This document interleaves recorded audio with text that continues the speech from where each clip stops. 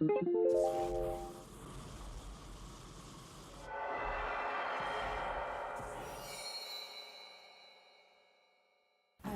morning everyone. My name is Lowry Myrowen and I am the ESF Special Projects Coordinator for Building the Future Together. To lend some context, Building the Future Together is a £14 million initiative, part financed by the European Social Fund through the Welsh Government, with Rhondda Cynon Taf as the lead authority.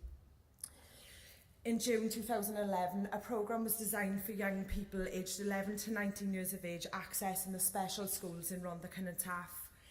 These young people range from having moderate to the most severe learning and physical disabilities. They took part in a 6-week pilot of creative and artistic activity which enabled us to assess the effectiveness of each art form when working with these particular groups of young people. At present, a 17-week programme has been designed with 5 accredited courses, modelling itself on a creative industries approach. This project has been significant because 14 artists have come in to work with young people in a collaborative fashion. And as far as I'm aware, in Rhondda Cynon Taf, in the context of youth arts education, this has never been attempted before. Aside from working with a core group of young people, we've also been able to employ Richard Hurstwood, who's the UK's leading sensory practitioner in sensory motor development. He will be working with children who are classed as PMLD or profoundly and multiple learning disabled, and also young people who have profound autism. Young people will attend a Unity Festival in July 2012. This is a fantastic opportunity, seeing all the young people's hard work coming together and giving them the opportunity to perform on a national stage during an international event where several professional disabled artists will attend and no doubt inspire the young people to show them what really is possible. The outstanding feature of this intervention has been that for the first time ever, the 4 special schools will come together and work together in unity.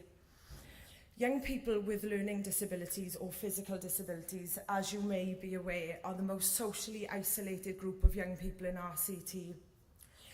They do not attend schools on a catchment area premise and therefore may be living in a street or 2 away from another young person with a disability.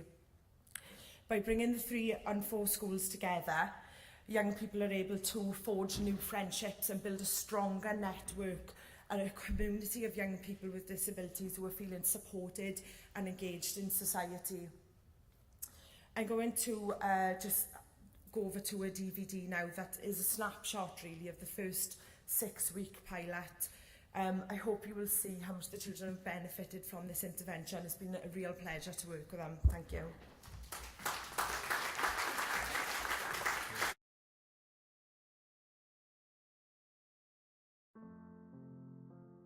The special schools have got young people in there that have so much to offer, and what we need to do is to bring out the best in them, that they can go on in the future, once their education is finished, that there is an opportunity for them to enhance their lives by going into the workplace, by finding a skill that they didn't realise actually that they had.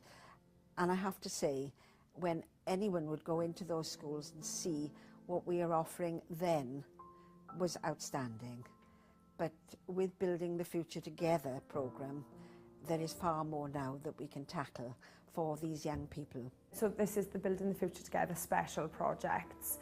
How we've started this was from September. I coordinated several tutors and artists to come out to venues in the local area which were near each of the respective schools.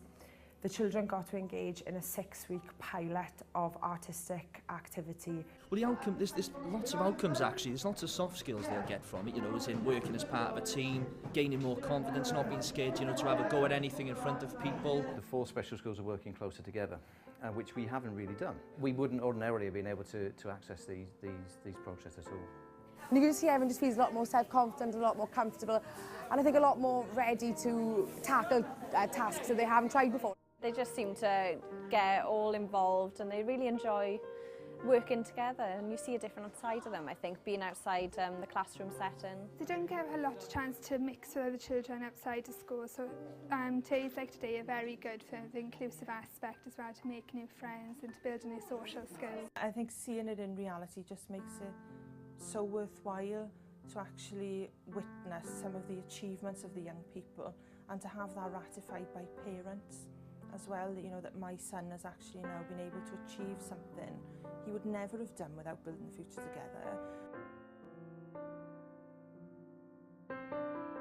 All of the tutors, I've worked with them all for a very, very long time, and they are extremely specialist in their approach. They've had years and years of experience working with these particular groups. Within that, they understand how something needs to be communicated, how to make something exciting and dynamic and engaging. It's an outlet, it's a way, it's an expression, it's a creative thing. Everybody's got something creative inside of them, a way that they want to express themselves. And sometimes maybe communicating through talking isn't always the best way.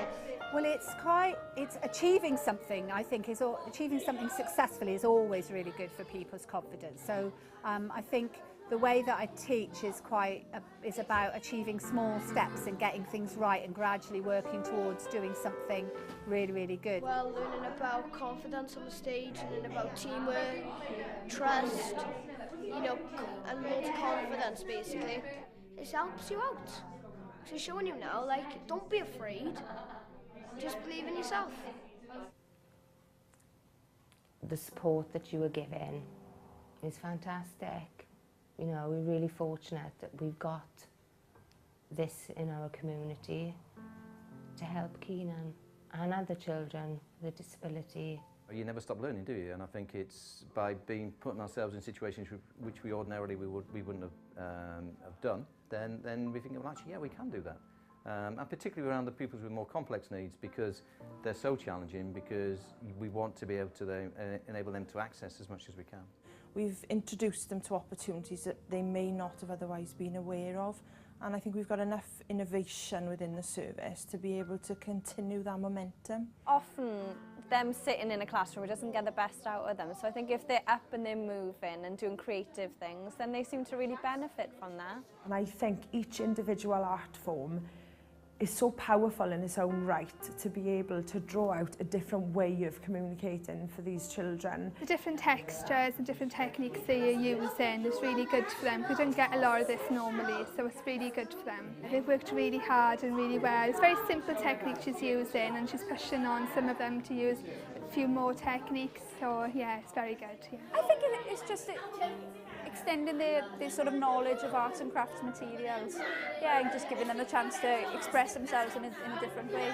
We tend to make a lot of our work, particularly when we're working with PMLD students, we try to make those a multi-sensory experience, so that getting lots of emotions, stimulating lots of ideas, and so it becomes quite a creative process, and it's a lovely experience for the students to go through. To allow a child to be creatively free in an environment where there is no judgment. Everybody understands the needs that are going on. Everybody understands the level of support that is required. I think something very amazing happens when a child is allowed to creatively go through a process of kind of discovery and expression. The level to which it raises those young people's confidence, I think is the type of thing you need to be there to really understand it and see the process happen. I do hope now that this programme will continue on. As we introduced E3 and we managed to bring it into our finances to give it a rolling programme, hopefully Building the Future Together will go on for year after year to ensure that these young people know when they go into one of our schools that there is a future for them.